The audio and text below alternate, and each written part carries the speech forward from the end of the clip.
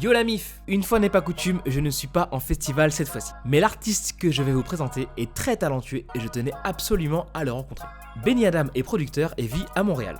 Si son nom vous dit quelque chose, c'est parce que je vous en avais déjà parlé lors de l'interview de TSAB, avec laquelle il a collaboré sur les titres Repose en paix et Jamais. En plus de ses talents de beatmaker, Benny Adam rappe et a sorti son premier projet, La Barquetterie, un projet de 7 titres qui propose une musique solaire mélangeant des styles aussi variés que la baile funk, le rap ou les musiques afro-caribéennes en abordant des thèmes assez profonds. C'est à cette occasion que j'ai pu l'interviewer pour parler de sa collaboration avec d'autres artistes de l'ombre comme Le Motif ou Iseult, de sa collaboration avec TSAB et de la présence du roi Enoch dans un de ses clips. DJ Tigo présente Benny Adam, c'est parti.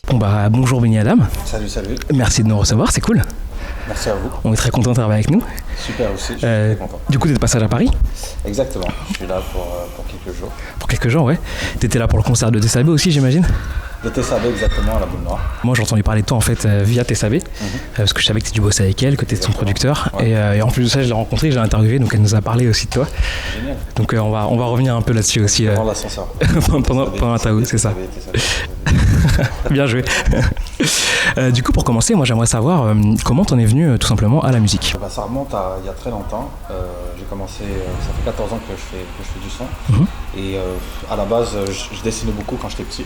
J'étais un gamin assez solitaire et j'écoutais beaucoup de musique pendant que je dessinais.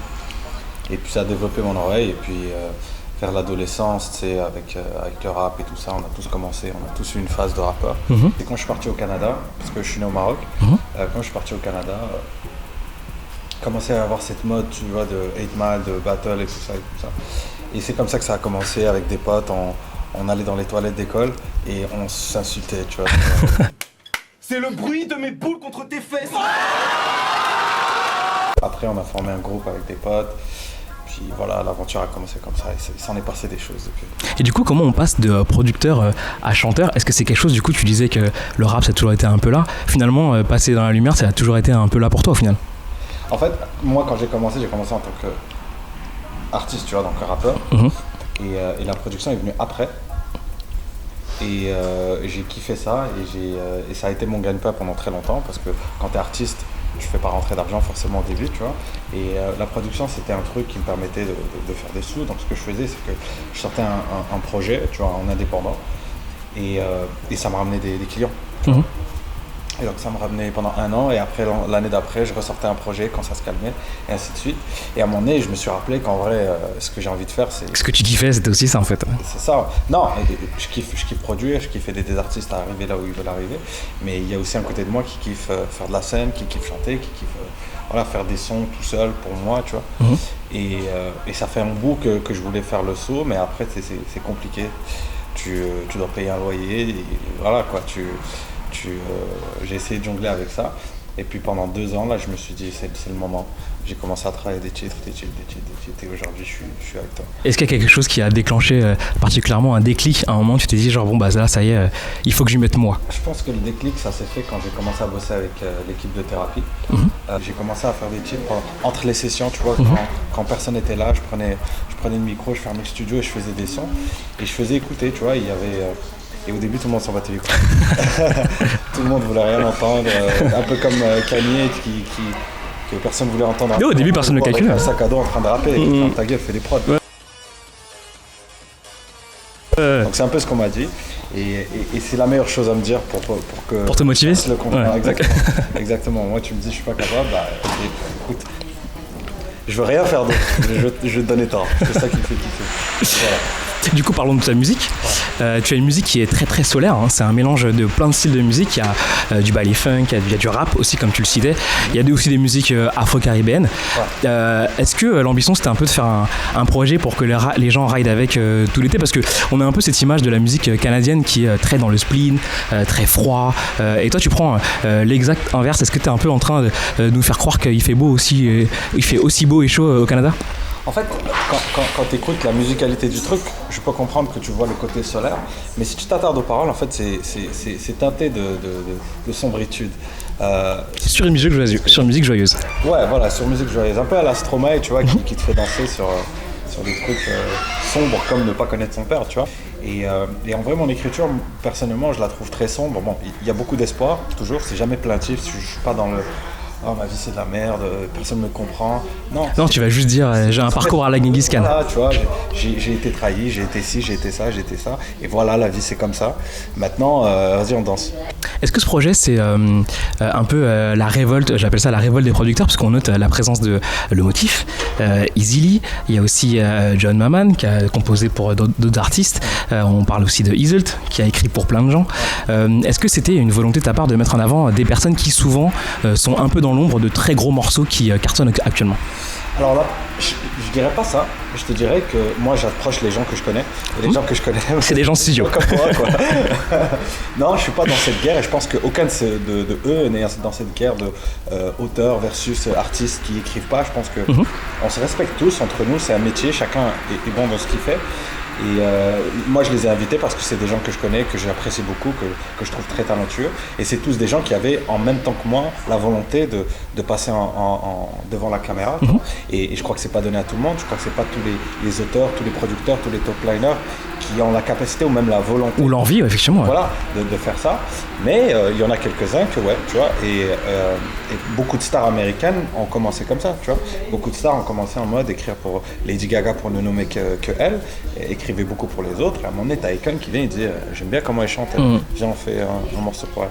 Donc c'est plus dans ce truc-là, pas trop dans le truc de clash de les artistes, les rappeurs, ils valent rien sans les top liners et producteurs, c'est pas vrai, tu vois. C'est juste que les gens qui t'entourent, c'est des gens studio comme toi finalement. Voilà, moi je crois que chacun a sa place, et si t'es pas à ta place, prends ta place. Récemment, je te disais que j'ai rencontré Tessabe au Printemps de Bourges, qui m'a parlé de toi. Ouais. Donc si je te propose, c'est que je te montre quelques images, et puis tu réagis.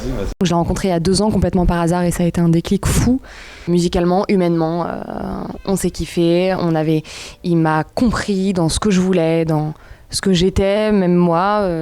Il a tout de suite compris ma voix, donc voilà, il a capté le truc, quoi. Et du coup, voilà, j'ai voulu creuser tout ça. Donc oui, il a énormément d'importance et j'espère que je vais continuer longtemps à travailler avec Benny Adam. Alors, ce qu'on voit que Tessabe est vachement présente avec toi, même dans les épisodes de ta série La Barquetterie, elle revient plusieurs fois. Du coup, quelle importance elle a, du coup, je te rends toujours avec les questions, dans ta création musicale? Bah, tu vois, à travers elle, ça me permet de... Bah, c'est déjà, comme elle a dit, tu vois, c'était un contact humain, tu vois, et une volonté de faire quelque chose. Et c'est une croisée de chemin dans le sens où moi, j'étais dans un cercle où est-ce que du rap, j'avais cette envie de faire un truc plus ouvert avec une chanteuse. Et elle était justement dans un truc pareil où elle avait envie d'avoir son projet à elle, donc ça s'est retrouvé comme ça. Après, humainement, on est très compatibles, on s'apprécie beaucoup, on rigole beaucoup en studio.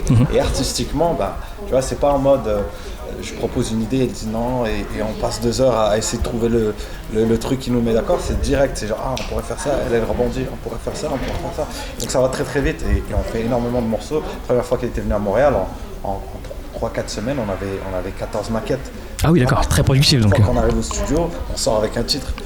Et avec elle, ça me permet justement de faire des trucs que vocalement ou artistiquement, moi je ne ferais pas en tant que Benny Adam, mais je peux les exprimer avec Tessabe. Et ce mélange-là, c'est ce qui donne ce projet-là. Très bien, du coup dans le clip Barquette, il y a le roi Enoch. C'est quoi la symbolique derrière la présence du roi dans le clip? Pourquoi c'était important pour toi de l'avoir? C'est un rêve d'enfance. On peut le dire. D'enfance, bah oui, carrément. Je me rappelle, j'avais 15 ans, j'écoutais ces vidéos.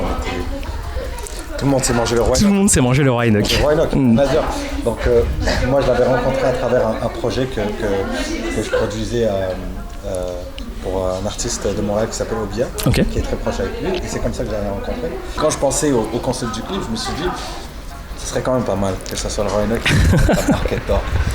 Et je l'ai texté comme ça, j'avais encore son numéro, je l'ai texté, je lui ai dit écoute, je sais pas si tu te rappelles de moi. Et lui il m'appelait Billy la première fois qu'il m'a rencontré.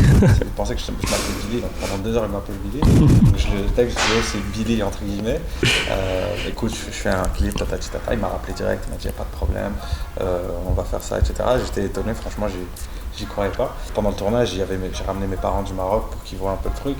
Et juste le fait de voir mon père parler avec Enoch, c'est des images qui restent à vie, ça. Rien que pour ça, en vrai. Du coup, parlons de la suite. Est-ce qu'il y a d'autres clips qui vont arriver? Est-ce que potentiellement on verrait Benny Adam en live prochainement? Ça fait 5 ans que je fais du studio. Donc là, c'est un retour vers la scène. J'ai besoin de prendre mon temps, de bien construire un spectacle, de me mettre à l'aise et après ça... Oui, parce qu'on sait que tu fais vachement attention au visuel. Quand on voit la série La Barqueterie, très clairement, c'est comme si tu avais clippé l'intégralité de l'EP. Donc, Avec aucun budget. avec de la débrouillardise, on dit. Notamment ce clip filmé à l'iPhone ou au téléphone, et avec toute la scène montréalaise qui était hyper intéressante. Exactement, voilà. C'est ça vient du fait que je me dis comment je vais faire pour rassembler. Je connais comment ils sont les rappeurs. Tout à fait. C'est très compliqué, donc ouais, moi des vidéos je m'arrange avec ça. Et ils m'ont tous, mais heureusement qu'ils m'ont fait confiance, tu vois. Mais ils ont tous eu un moment de... T'es sûr de ce que tu fais? Mais quand ils l'ont vu à la fin, ils ont compris la vision. Et pour le spectacle aussi, je veux offrir quelque chose de différent, tu vois. J'essaie de... À chaque fois, je me pose la question, pourquoi moi et pas un autre? Et la réponse est souvent parce que faut que je fasse quelque chose que les autres font pas. Ou tu dis qu'est-ce qui va donner envie finalement aux gens de venir te voir. Voilà, la vraie question c'est qu'est-ce qui va donner aux gens d'écouter mon truc versus l'autre mec qui a déjà je sais pas combien de disques de platine dans son, tu vois.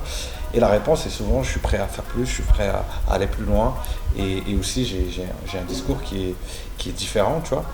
Et je veux que ça se sente dans le live. Donc je prends le temps de bien le travailler et quand ça sera le temps, on me verra apparaître pour des scènes. Mais j'étais au Boule Noire de Tessa pour faire les featuring, donc les gens qui étaient là ont pu me voir. Mais qu'est-ce qu'a été la réception du public du coup quand ils ont vu tes morceaux? Parce que du coup j'imagine que t'as fait les duos avec SAB. Personne m'a filmé. C'est dommage ça. Ouais, je crois qu'ils étaient en fait étonnés parce que personne s'y attendait. Et donc les gens ils étaient en mode waouh et tout. C'est ce que je me dis en tout cas. C'est bien, c'est plutôt positif. Donc oui, c'était génial. L'accueil était super et c'était une bonne salle, la sono était géniale. Moi j'ai kiffé. Bon bah c'est cool. J'ai kiffé. Donc c'était chaud. Ouais, bah c'est une petite salle. C'est une petite salle. Ouais. Et franchement, respect à Tessa. Parce qu'une heure de spectacle en dansant et tout, oh là là, c'est olympique. Eh ben, merci Benny Adam. Merci à toi. C'était cool. Et puis on souhaite le meilleur pour la suite. On attend les prochains clips. Et peut-être un titre cet été. Eh ben, on espère bien en tout cas. Si ça me dit.